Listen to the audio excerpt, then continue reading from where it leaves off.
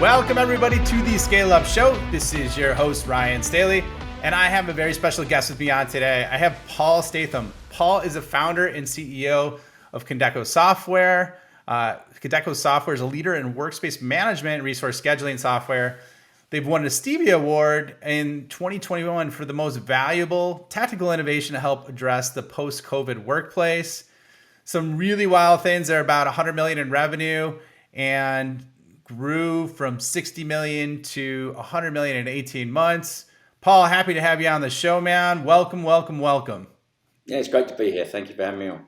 We launched the Condeco product back in 2005, and it took us about 10 years to get to 10 million of revenue, which is always that struggle when you're bootstrapped. Then we took on our first Series A investment, and we, over the 5 years, got that up to the 60 mark. And then last year, our initial Series A exited, and we took on a significant investment from Thoma Bravo. And in the last year through to the end of this year, we'll accelerate to 100. So yeah, it's amazing how quickly with the financial clout plus the product acceleration, how you can scale good technology businesses, and it's a great ride. We went through that when we got Amazon as a customer. You know, they were our biggest customer, Whole Foods, Amazon, right?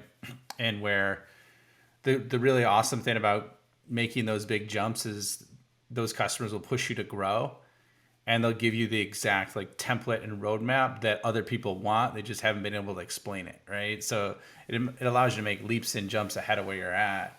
At least that's what I've experienced. Would you say the same thing? 100%. They'll tell you where you need to be. They'll tell you what you need to be. They'll tell you how you need to act. And, you know, that's how you learn and grow. What's the number one thing that led your organization to constantly acquire Fortune 1000 customers? I think that the technology that you understanding their pain and making sure your technology answers that pain, it has been why our customers come to us.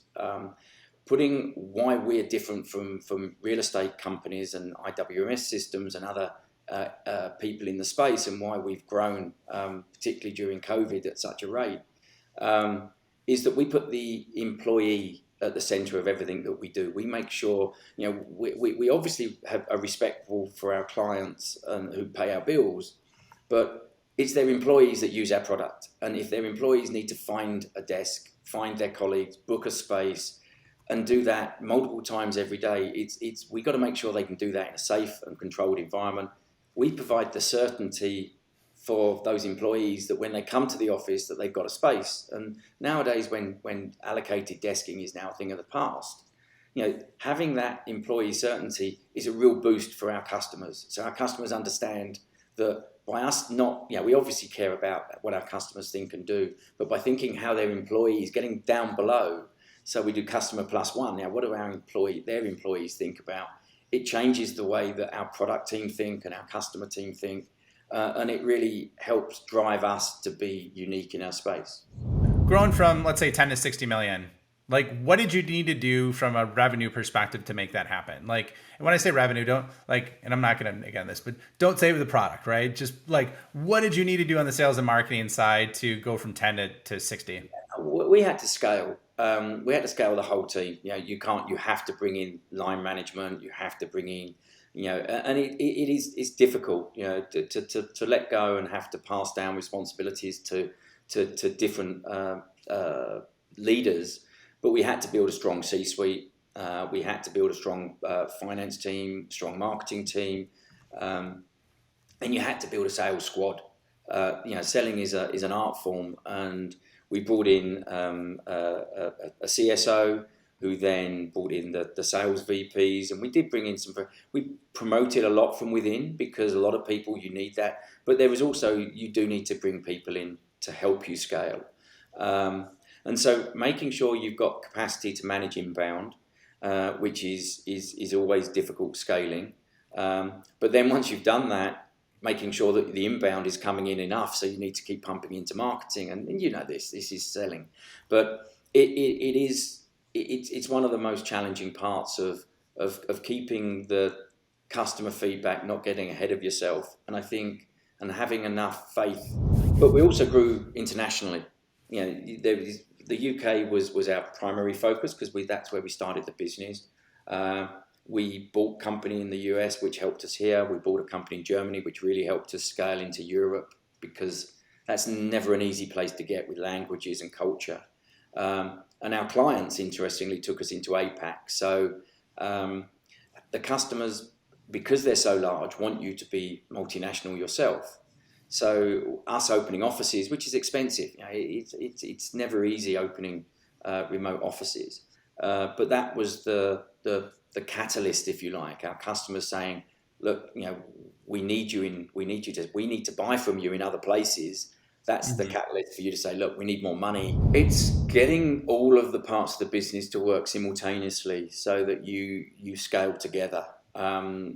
Unfortunately, you tend to focus as leadership teams. You tend to focus on one thing at a time, building a product when you're getting going, then selling it, and you put all your energy into selling it, and then you end up scaling it, and then you end up employing people. Then you go back and have to rework the product, pay back some of that technical debt. Then you've got that technical debt repaid, and you've got to go and sell it again so you go through these cycles, and companies go through cycles. And I don't think it's just us. I've talked to many CEOs, and everyone has the same challenge. And I think constantly, as I class it, as spinning the plates, making sure you put enough energy into each team that no one gets left behind, and that, hence the word team. You've got to make sure that everyone feels that they've got enough focus and investment from the board and from the C-suite to scale themselves and move forward. And empowerment, you've got to allow people. I'm not a micromanager. You've got to let people just do it and see what happens. So empowering people and not and expecting sometimes things won't work right. And when they don't work, just fix it. Don't moan about it. Don't bang the desks. Just fix it. It's pivot, make changes, take risks. I'm a great believer in take a risk and pivot. If it doesn't work, don't sit and navel gaze about it forever. You won't get anywhere with it. Let's just jump in. Controlled risk, give it a go. If it's not working, change. There's nothing wrong with saying that didn't work. We wouldn't get anywhere in life if everything was proven before we did it. So that take a risk, get ready to pivot. Always have a plan B. Great. These are all standard stuff, but it's really important. Always have a plan B. And if you can, have a plan C, because, things come from left field and you think, wow, I wasn't expecting that. When COVID hit, we didn't have a plan for COVID. Even when you're at scale at 60 million, 80 million, being able to make quick changes and the team below you are able to understand and have faith that change may sound a bit sort of screwy, but give it a go because there's probably some logic there. So now that you are on the other side of it, right? What's advice would you give to yourself, your bootstrap self, now that you're closing in on $100 million in revenue, you're earlier in the process, you're bootstrapping, you're sub 10 million, 10 million. What advice would you give yourself knowing what you know now? Do the Series A 2 years earlier, or maybe even 4 years earlier. Yeah, I'd have done it earlier.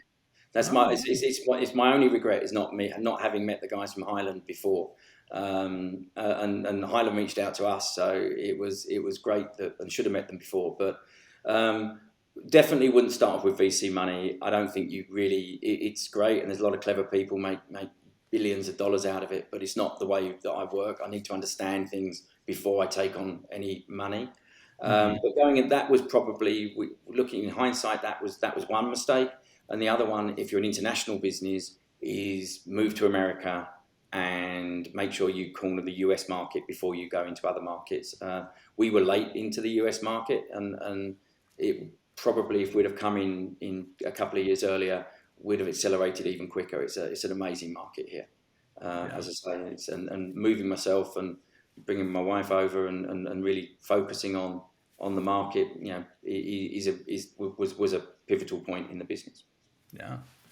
Awesome. Well, you shared some amazing things today, and I just love your perspective on it, and your candor, and just your journey is really, really interesting and fascinating. So we're up on time though. So where can people find you? Where can they find out more about Condeco? And then we'll wrap things up. Okay. Well, Condeco is at www.condecosoftware.com. I'm on LinkedIn, Paul Statham, and I have to say, you can contact me through LinkedIn is the best way, or through the company. Awesome. Well, thank you so much for your insights and sharing your wisdom. It was awesome having you on the show. And then I look forward to seeing you in the next episode. Great, really enjoyed it. Thank you.